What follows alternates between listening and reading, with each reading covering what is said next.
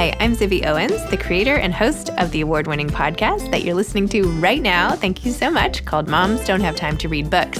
It is a daily podcast, 365 days a year, and each day we talk to an author about all of the things related to their career, their book, their life, and more in 30 minutes or less, because who has time? I am now an author myself, although I wasn't when I started this podcast, and you can get my new memoir, Bookends, a memoir of love, loss, and literature, wherever books are sold starting July 1st, and my children's book, Princess Charming. You can learn more about me at zibbyowens.com, but really you're here to learn more about the authors, and that is what we're going to do. Also, be sure to check out all the other podcasts in the Zcast Podcast Network. You can learn more at zcastnetwork.com and definitely check out those shows as well. Tiffanie Drayton is the author of Black American Refugee, Escaping the Narcissism of the American Dream. Tiffanie is a mother, world traveler, and journalist whose work has been featured in the New York Times, Vox, Marie Claire, Playboy, Salon, Complex, Yahoo, among other outlets. She has published 2 nonfiction young adult books called Developing Political Leadership Skills and Coping with Gun Violence. She grew up in the United States and currently lives with her family in Tobago, although actually when we talked, she was not living in Tobago, but you'll have to listen to understand what's going on. Welcome, Tiffanie. Thank you so much for coming on Moms Don't Have Time to Read Books to discuss your absolutely beautiful memoir, Black American Refugee, Escaping the Narcissism of the American Dream. Thank you so much for having me. I'm so excited to be able to talk to you about it. This is such a unique memoir because not only do you tell your own story and your own escape from a narcissistic relationship, and thank you for all the information about what that is like, that particular brand of abuse for the many people, I'm sure, reading it who need to know what that is, but also how you apply it to American history and culture and all. I mean, it's so interesting the way you interwove those narratives to make America actually the narcissistic abuser as well. Really like a brilliant way to do that. Anyway, I thought it was beautiful, and you're a great writer, and I am so glad that our paths intersected, especially through Sue Shapiro a while back. So anyway, why don't you that was a lot, but why don't you tell listeners, I guess, a little bit more about the book in general and when you decided to make this a book? Yeah, you say that was a lot, but it's like the story is so layered that it's a lot, so that was like a perfect description.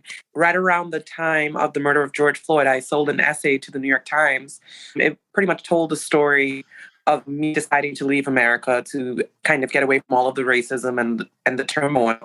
And in that essay, Sue Shapiro, who always tells me what to do next, she's like, make sure you say you're writing a book. Make sure you say you're writing a book. And I'm like, but I'm not writing a book. She's like, yes, you are. And so I put that I was writing a book. And as a result, then I got an agent and I worked on the proposal immediately. And within maybe like a month, we sold the book. Oh my gosh. So what happened after your article came out? Yeah. So as soon as the article came out, I got an agent right away and I sold the book. So it was probably maybe like a month between the article coming out and the book being sold. And really that was like a testament of 2 things. A, how much I had learned about writing proposals and stuff as a ghostwriter, and B, having great mentorship from Susan Shapiro. She was like, listen, get on it now. And, I would have never thought to like work so fast, but she was absolutely right. So that was really great. Wow. Well, you start with growing up in America as a Black girl, your mom, who was trying to elevate herself in the world with her different jobs and working so hard and having all these setbacks. Yep. And yeah, I mean, I have to say, by the time we got to the end where she was safely with you guys in Trinidad and Tobago, and like, I mean, it brought tears to my eyes with her calling her friends. And, oh my gosh, your mom is amazing, basically, as you well know. But anyway, you go through like the financial crisis and what happened when you moved to Florida and having to move back to New Jersey and your tiny bit of an okay kind of grace period. Tell me a little bit about those years and even what it was like having to think back and write about them and maybe analyze them now with the framework that you have as a, super smart adult who can make sense of some of the issues that happened in the past. Yeah, absolutely. When I decided to incorporate the idea of narcissistic abuse into the book, I didn't really know how it would interplay with my life story. And so I was like, you know what? Let me just get something on the page. Let me just write the story.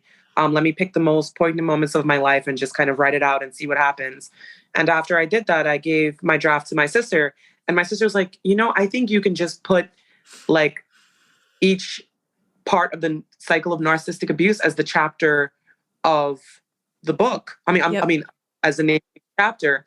And that's when it really occurred to me. I was like, wait a minute, the thesis actually stands because it works. Just by applying like these labels, all of a sudden it's like I saw how that cycle had been playing out over the course of my life, whether it's first arriving to the country and having all of these narratives, be told to you where it's like, America's the land of the free, you just have to work hard. And, you get told about, that the Thanksgiving between the Pilgrims and the Native Americans and how lovely it was. But in reality, it was like, mass genocide, so it's like you always kind of go through this cycle and you don't even notice it. And it's only really when I applied these labels to the different parts of my life story that I was able to see so clearly how the cycle of abuse was indeed playing out over the course of my life and my relationship with America. Wow. So the high level, how is America a narcissistic abuser? Yeah, narcissistic abuse really has elements that are unlike other types of abuse, or especially in the beginning, everything is about love bombing. And you sell this, perfect narrative where you're made for each other and where, it's like God sent. Everything is, God sent. And it really reminded me of like Manifest Destiny and how God was used as like a reason for the expansion of America westward. And, and then it eventually the cycle moves you into being devalued. And, as a little Black girl, I encountered that, whether it be through imagery of Black people in the media, whether it be how, in the 80s and the 90s, there was always like some ridiculous court case like the Central Park Five, or Black people being referred to as like welfare queens, all types of ways that Black people are devalued. And then eventually the discard phase, which is when you're just kind of thrown to the side and it's like, oh, this person isn't important anymore. This person doesn't mean anything anymore. And, the easiest way for people to understand that are systems like mass incarceration, or even for myself, being displaced by really, really terrible policy, like what happened during the crisis when in Florida, my family was forced to move as a result of, being priced out of neighborhoods and rezoned, and the financial crisis impacting Florida in the way that it did. So, that cycle kind of perpetuates both in your individual life and as you analyze the history of the United States of America and its relationship with Black people, you kind of see it play out in that larger relationship too. Wow. It's so interesting. You also have, as one of the parts of the abuse cycle, what happens when you try to leave, right? Oh. And how that just enrages, because essentially it's the narcissist has had some injury done to their self, that their self-perception that they just can't like live with. And so they self-aggrandize and and then when you try to really shake that, they cannot tolerate it. And it's sad because though the book ends where it ends, the part that I'm living out now, and it's insane, now I'm stuck in America. I'm a stuck parent because my ex enlisted the court system to start this whole custody fight over my kids. And he pretty much went to court and said that I kidnapped my kids. And so as a result, I have been stuck here since November. I have not seen my kids. And what? Yes. And I have been exposed to the failure of the court system. And not only that, but it has really reinforced my thesis, because it's like, how can someone go to court and sell blatant lies and continue to terrorize a human being? And, a lot of people tell me, they're like, when you think about how America views the rest of the world, it's like, why should these American kids live in some island? It's not safe, and I've heard so many of these narratives play out over the course of this case that I've been dealing with. And even like financial abuse, when you start to analyze the family court system and you look at like how a person that is technically a poor person, myself, even my ex, we are still not rich people. We're still just struggling to get by. And yet you have to throw out tens of thousands of dollars to fight in a legal system for your children. And it's like one of the scariest continuations of a pattern of abuse that even I could have never, ever, ever anticipated, honestly. Wait, so the book, I mean, can we even talk about how the book ends? I mean, it's not like a nail biter essentially, because I feel like your theory is like up and Yeah. you say in the, you say even in your bio or whatever that you end up leaving America, which I think is so interesting too, because you did it. Like you not only left your relationship, you left America, you left all the patterns, you left all the places that were getting you down. And like, I just felt like you were so victorious at the end. Like you did it. And now to hear this is like so crushing. I mean, I literally can't believe it. So he said you were, can I ask you more about it? He said you were kidnapping them and then you were forced to come back with the kids. Yes. And then he took the kids away. Yeah, because the borders of Trinidad were closed for a while. And so I couldn't travel. And so now it's been 2-3 years that we've been locked into this custody dispute. And of course, because they ordered the kids to return, I wasn't living here. I didn't have an address. So they gave him custody of the kids. And since then, I have not been able to see them. He has just withheld them and they do nothing about it. And I just don't see my kids. Oh, Tiffanie, that is the most tragic thing ever. How are you dealing with that? It's horrible. I mean, is there anything? Do you have a lawyer? You have a good lawyer? I mean, it's lawyer after lawyer. It's oh my gosh. constant. I am so sorry. No, it's terrible. I can't even believe he got away with that. Wait, first of all, because they're saying there has to be a trial, but he does everything. He never follows any court orders. To date, he doesn't follow court orders, and they just postpone the date of everything every time. They don't enforce any of his court orders ever. So, like, you know how you have to hire like a custody evaluator and pay like a retainer? Yeah. He hasn't done that, and they've done nothing about it. It's been since November, and they've done nothing about it. There was a hearing scheduled for like, I think it was yesterday. And so I asked, so what happened in the hearing? Now I'm not even able to like attend them. So I just have to ask the lawyer what happened. And the lawyer's like, oh, it's been postponed. So it's like constant postponing. Do you get to talk to them, the kids? Yeah, there's like a court order that I get to talk to them like every other day for like, how much ever time. And most of the time he doesn't even follow that court order. Oh my God, this is so awful. Yeah. I'm so sorry. You get dragged back in the fight and back to the argument about narcissistic abuse. Once you try to leave the abuser, they get more angry. They throw so many resources behind making your life a living hell. And the only thing that has made this bearable is the fact that as a result of me writing this book, I just like gained a ton of like this support group that amen. Like a lot of women that are just like, I've been through this. I've seen this. I've been connected with a lot of women who are fighting for, women's rights and in the family court system and protecting children from abuse, etc. So it's like now I'm locked in this new fight that I would have never even, like when I finished that book, I thought it was done. But I knew it wasn't done because like narcissistic abuse, it just doesn't end that way. It doesn't end easily. It's always like you have to completely fight to get out of the situation. And, and a lot of the women that I talk to have been in really high conflict custody disputes. It's typically with like a narcissistic type personality. And they all tell me the same thing. They've all endured years of litigation and it's unending, never ending. So it's like, now we have to like fight for reform. And it's unbelievable to me, honestly. The types of things I've been exposed to, it's unbelievable. I could never imagine this level of failure. So, like, what can we do?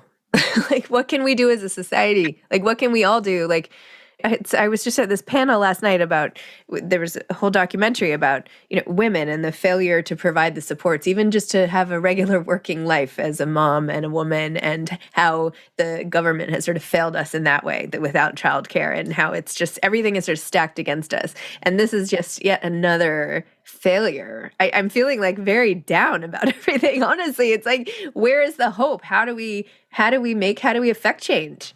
I feel like the hope is in, just like I said before, like this community of women I've now been exposed to, both A, writers, and B, like advocates. Like this year alone, Angelina Jolie went and spoke, I believe it was at the UN at one point, about passing something called Caden's Law, and pushing the past VAWA, which is the Violence Against Women Act. Caden's Law it's pretty much to protect to protect children from having to be with their abusers. And it's like, watching Angelina give that speech, it was like one of the most heartbreaking things I've ever seen. But it's like simultaneously, it's fantastic to see women fighting and see change as slow and as difficult as it is. It's like we are mobilizing, we are really supporting each other. And that's like the glimmer of hope. The glimmer of hope is that we are really, really connecting with each other and offering the support that I think, 5-10 years ago, nobody was even talking about family court or talking about how difficult it is or being honest about how hard it is to be a mom even. Like my mom's generation, like nobody was talking about how hard it is to be a mom, how hard it is to survive this thing, but we are now. And so there's this level of transparency, vulnerability, and also like we have resources and we are our own advocates. And so that's the hope. That's the hope. It's not in the system. There's no hope in the system. I hope that's not true. I really do. I hope that that would be too depressing. It would just be too depressing. Not as it stands. We have to literally force it to become something that empowers us and protects us. We have to force that because it has never been that. It was just the other day I was doing a panel for women and they were talking about the fact that women's rights have never been codified in the Constitution. And that's something that they've been pushing for. I think it's called ERA. They've been pushing for women's rights to be actually codified in the Constitution because the Constitution only refers to men. Why? That's absurd. I would say at the very least, it should just refer to humans, but when I refer to men, well, you definitely need to refer to women. And it's like, this is like such a major step to get women properly protected and to have them have rights under the Constitution. And so we're doing all of these fights that, for my generation, I would have never, ever imagined we would be at this point with Roe v. Wade. We would be at this point. I would never imagine it. But nonetheless, here we are. And the upside, once again, is like, we have the education. We are committed to each other. We are supportive in ways we've never been. We're more honest. And that's the only saving grace, us, the women. Wow. On the other hand, that's really powerful. Yes. Because it's not just the women. I mean, look at us. There's so many of us.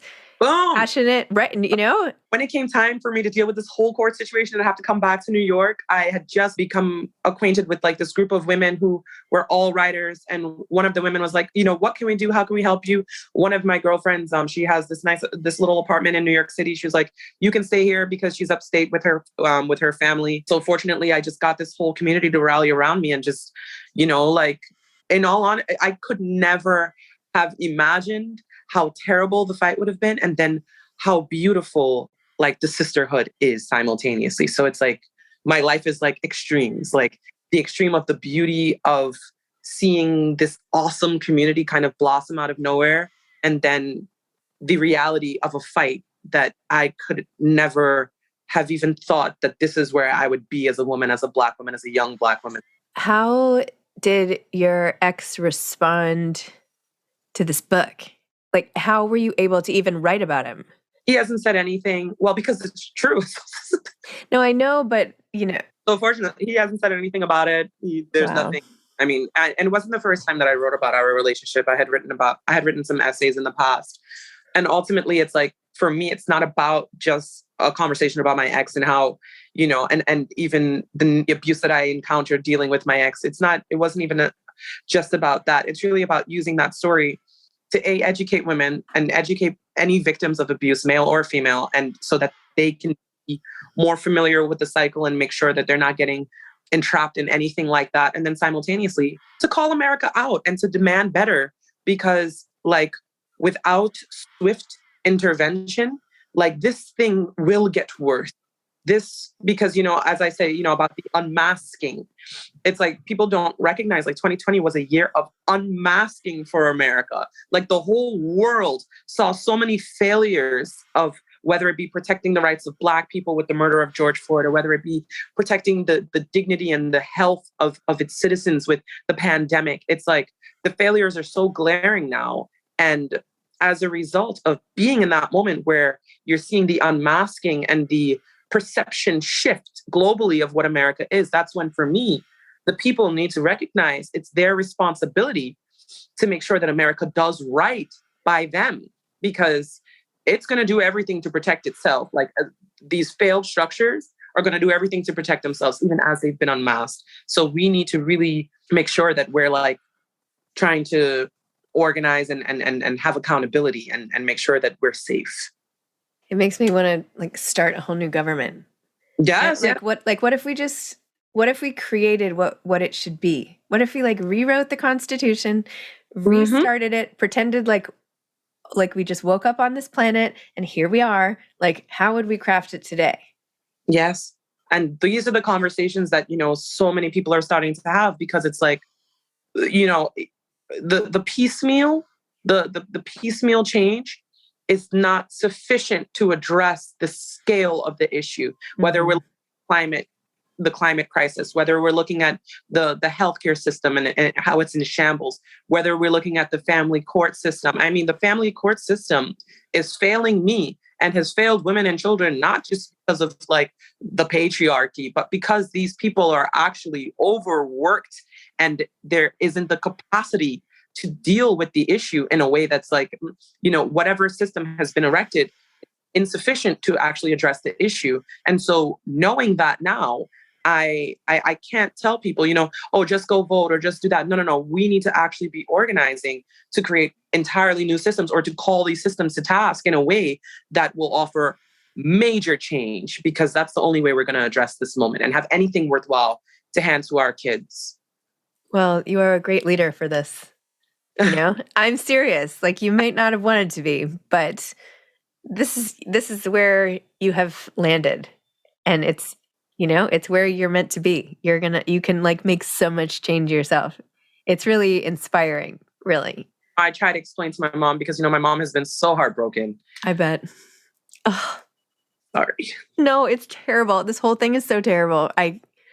So where is she? Is she still in where is she? She's in Trinidad.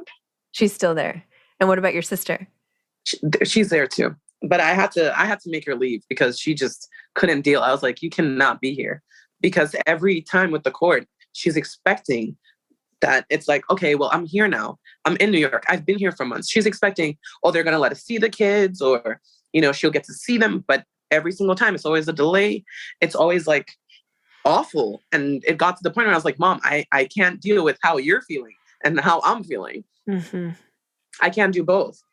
And I'm like, aside from that, it's like my book is coming out, like everything. It's like everything. I'm so sorry. I am so sorry. This must be devastating and exhausting, and it's awful. And I'm so sorry. It's like an exhausting and empowering and angering and every freaking thing. If I didn't feel these things, if I wasn't forced into this predicament, I wouldn't honestly feel the drive to meet the moment. And I'm grateful for that, because, I would say comfort breeds a certain level of like, you allow yourself to be more complicit, and even ignorance. In ignorance, there's so much in how we are not treating other humans as humans, and how we're not protecting children, and how we're allowing a houseless population to just explode. It's like so many things that we allow as human beings once we have comfort. And so this disruption of my comfort has been so eye-opening. And like, as terrible as it is, the other side to it is like that necessary anger, that fire under your butt to like get up and do something, say something, anything, like anything. Wow. Well, if there's one thing listeners can do, it is to buy this book to help you out. Black American Refugee, Escaping the Narcissism of the American Dream. As a first step, if you are responding to this conversation, that is step one, is to get the book, read more about Tiffanie and how amazing she is. What is the second step? What else is the most valuable thing people listening could do? What do you think? The most valuable thing is to really sit with the lessons of the pandemic, and to really analyze what we want from our individual lives moving forward. Because there's been this push to go back to normal, right? But we need to redefine what we want normal to be. We can no longer return to what it was before. And each individual within themselves has this more beautiful, well-rounded idea of normal as a result of being exposed to the pandemic. And they're letting that vision kind of fade away with this anticipation of things returning to the way they were. But I just caution people not to do that. Like, stay with that feeling of what It meant to not have to travel to a job every single day. Like, demand the right to actually have more time with your families. Like, these are the things that are going to drive us to making the necessary change that we need in this world. It's like the humanness, the love, the family, like refocusing on these things. And once we do as individuals, I feel like that's going to create just this wave of change in the whole society. Wow.